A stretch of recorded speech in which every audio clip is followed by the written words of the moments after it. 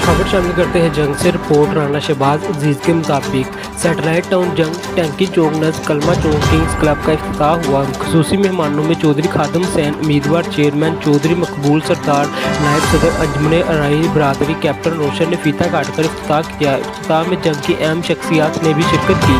मेहमानों के लिए कोल्ड ड्रिंक्स, मिठाई और पिज़्ज़ा नई रेसिपी के साथ पेश किया गया। मेहमानों ने बेहतरीन क्वालिटी और जायके को बहुत पसंद किया।